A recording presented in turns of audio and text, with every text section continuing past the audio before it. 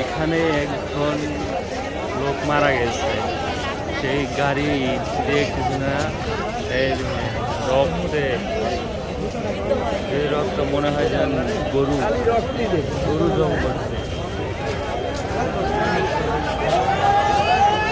মালিকাবাড়ি ওভারব্রিজের সামনে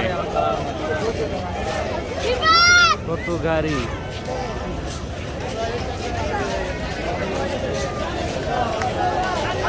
লোকে লোকারণ।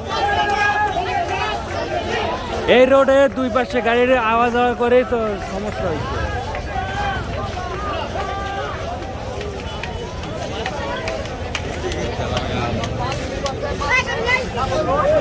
গাড়ি এক রোডে দুই পাশে গাড়ি যাতায়াত করে